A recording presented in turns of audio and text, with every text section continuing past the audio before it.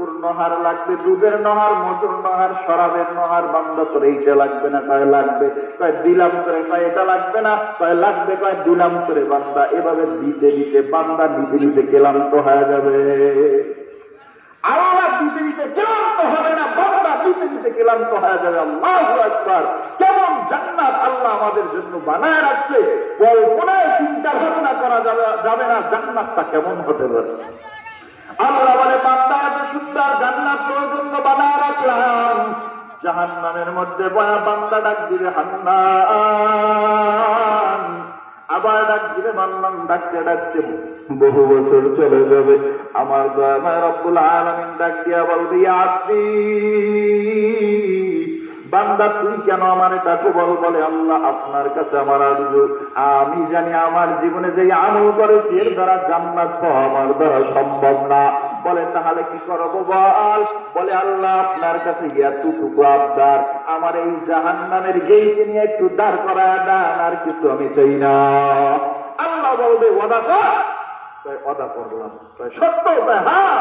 আল্লাহ বলে, ওরে জাহান্নামের গেইটে দাঁড় করা দে। জাহান্নামের গেইটে দাঁড়ায় আবার 1000 বছর ডাকবে, ইয়া হান্নান, ইয়া মান্নান বলে আল্লাহকে ডাকতে থাকবে।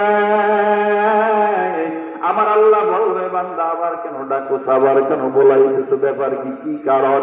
আল্লাহ পাক রব্বুল আলামিনকে বান্দা ডাক দিয়া বলবে, আল্লাহ আমি জানি আমি জান্নাত পাওয়ার যোগ্য না, জান্নাত পাবো না, তবে আপনার কাছে আমার এতটুকু আবদার, মালিক আপনারে জান্নাত জাহান্নামের মাঝখানে একটু দাঁড় করা দাও।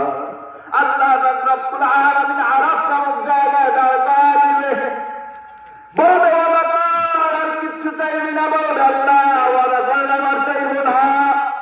আল্লাহ বলবে, ঠিক আছে। বান্দা ওখানে দাঁড়ায় জাহান্নামের দিক দেখাবে, জান্নাতের দিক দেখাবে, জান্নাতের নাজ নেয়ামত দিকে পাগল হয়ে যাবে। আবার আমার মাওলারে ডাক দিবে, হান্নান, মান্নান বলে ডাক দিবে। আমার আল্লাহ ডাক দিয়া বলবে, বান্দা কেন ডাকো বল।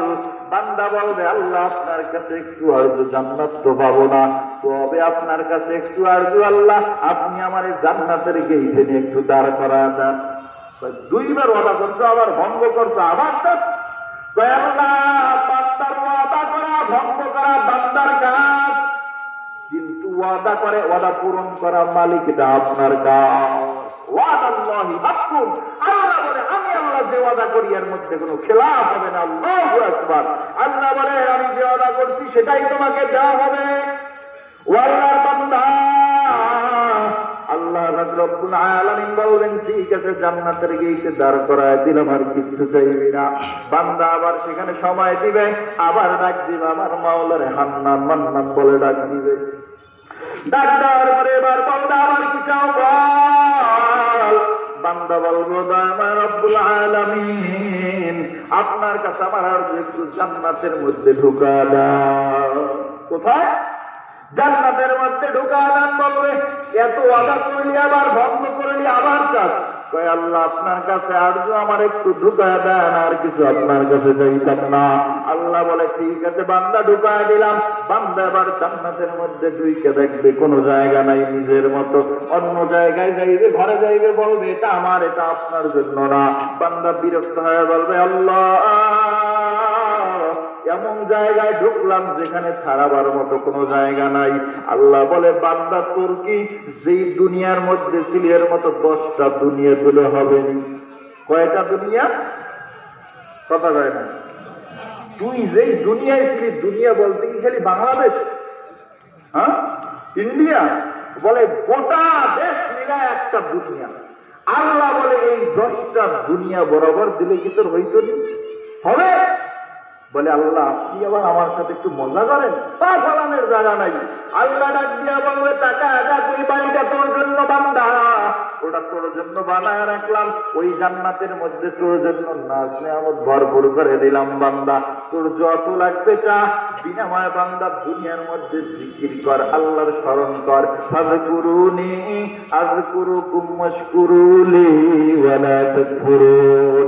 আল্লাহ তাআলার জিকির বান্দার যেই 24টা ঘন্টা জবানে থাকবে, ওই বান্দা আল্লাহ রাব্বুল আলামিনের কাছে অতি প্রিয় হয়ে যাবে।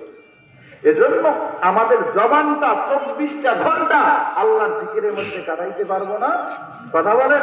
আল্লাহ আমাদেরকে কবুল করেন, বলেন আমিন। মুসিবতের জন্য বলবেন লা হাওলা ওয়ালা কুওয়াতা ইল্লা বিল্লাহ না 24 ঘন্টার জন্য? আল্লাহ আমাদের কবুল করেন, বলেন আমিন। ওয়া আখিরু দাওয়ানা আলহামদুলিল্লাহি রাব্বিল আলামিন।